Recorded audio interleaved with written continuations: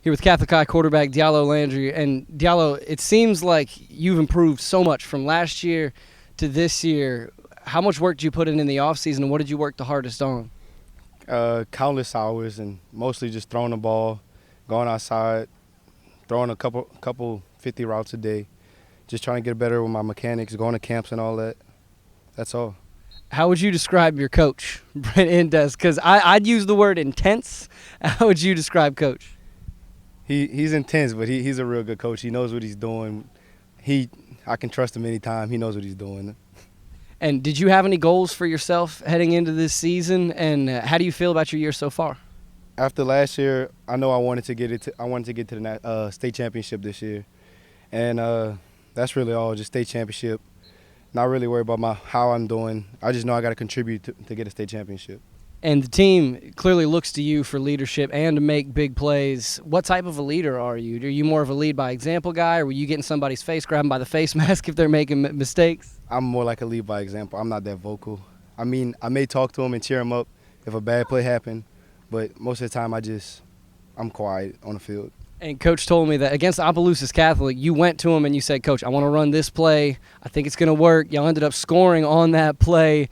Do you do that often? Do you go and call your own plays when you start to see something? Not really. The all game I seen that the linebackers were stepping up, and we had a play that run right behind the linebackers. And I told them in the halftime, and I told them in the halftime, we came back out. We went 3 and out. Then I told him right when I went to the sideline that we can run that play. And he trusted me the next drive, and the first play we ran was that play, and we scored. Has that been part of the reason why you've improved so much this year, too, is just understanding the X and O's a bit more, spending the time in the classroom, looking on the whiteboard, learning the game at the little, I guess, the schooling level? Yes, sir. A lot. I can understand defenses. I can read coverages now, and I know where to put the ball where it needs to be put.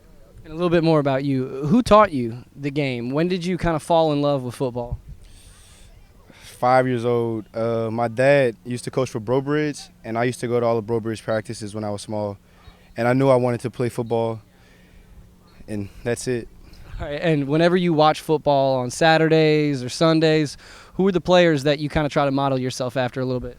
Lamar Jackson, Fournette, his running style, Jamal Adams, and Jalen Tabor. Those are not bad guys to model yourselves after. All right, a little bit of fun, man. Since you're the quarterback, that means you know a bunch of the other guys on the team real well. Who's the goofiest guy on the team? Javon Narcisse and Zion Hill. Both of them at once. All right, and then who's got the best dance moves? Jacob Boudreaux.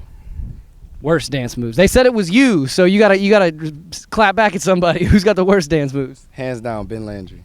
Hands down. All right, appreciate it, Diallo. Have a good year. Thank you.